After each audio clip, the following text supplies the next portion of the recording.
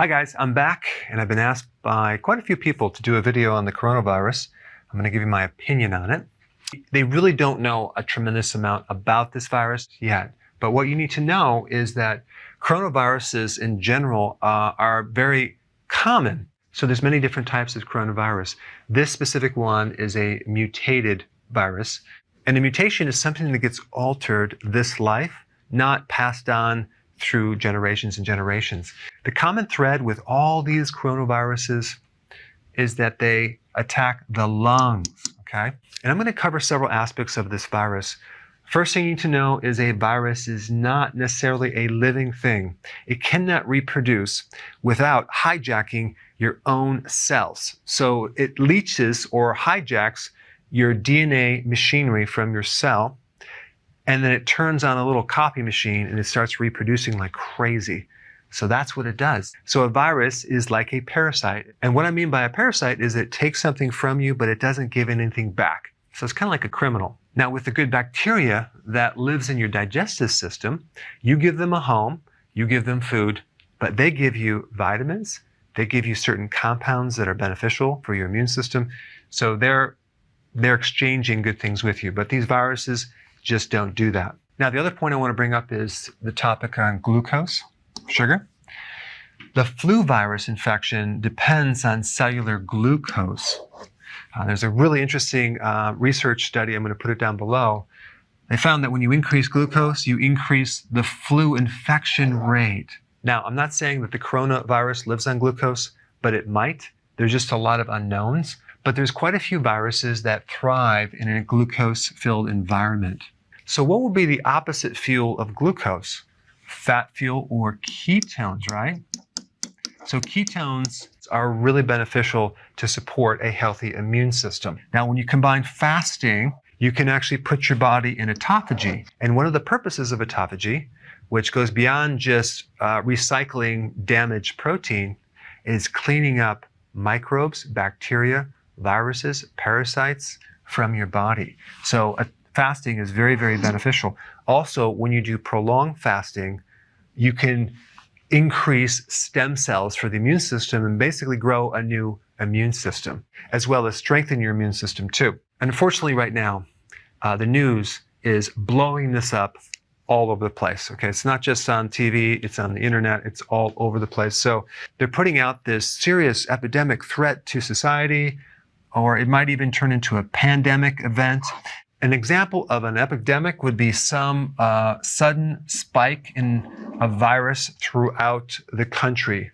Pandemic is more a worldwide spread event. Now, I did two different videos, okay, that I'm going to put a link down below. One on the bubonic plague, which is in 1840, if I'm not mistaken. And the other one is the Spanish flu, which was also a pandemic event in 1918. And I want to summarize those two events and tell you what really happened.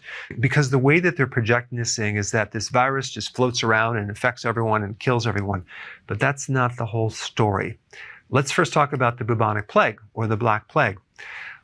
What occurred just before that event, and by the way, this is based on some autopsies, which they found this grave site and they dug up these bodies. They found a higher incidence of rickets, injuries to these bodies, and other types of things that show nutritional deficiencies, okay? So there was a war involved, which I'll come back to in a second. But there was also, right before that, a massive volcano, which covered the sky with this cloud of smoke that obstructed the sun. So you had a change in vitamin D levels, number one. Number two, there was a huge problem in growing plant food. So right there, you can create two things. One is nutritional deficiencies from the food that you eat. And number two, just not enough sun.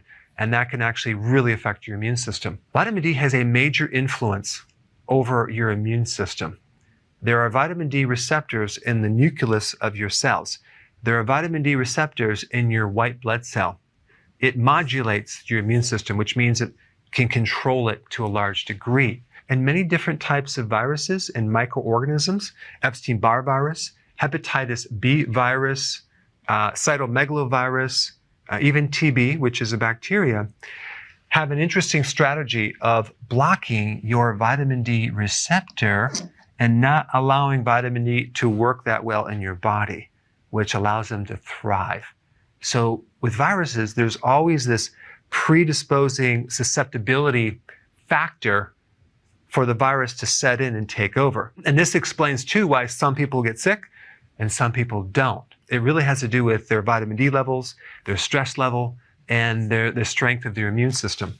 Now, the Spanish flu in 1918 was also very, very interesting because it was a global thing. So if you look at what happened just before that, it was World War I.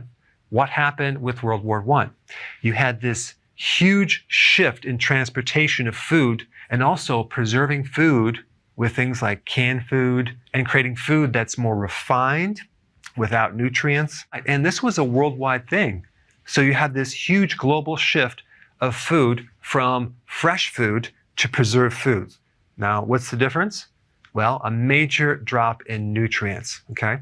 Also, the peak at when most people died during the Spanish flu was smack dab right in the middle of winter, January. Interesting. And there were some other factors as well.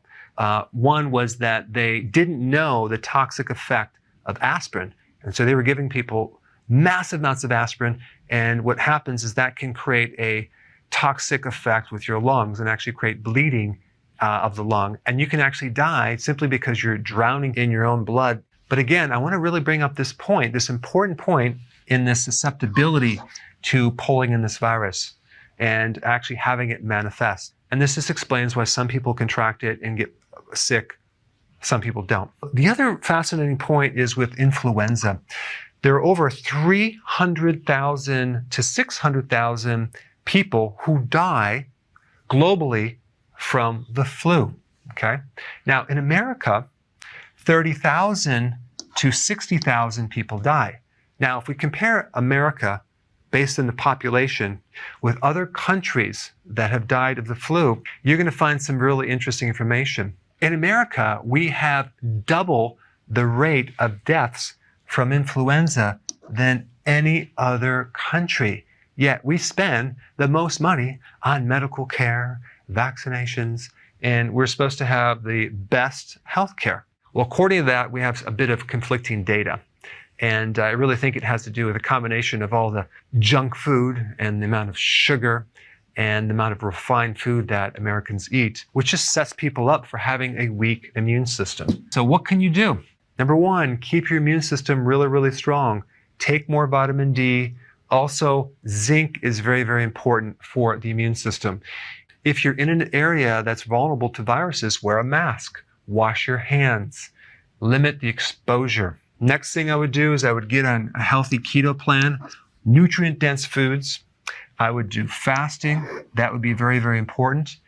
And the last thing, limit the amount of news that you watch that keeps your adrenals so revved up and stressed, so that way you can keep your stress at a good level. Thanks for watching.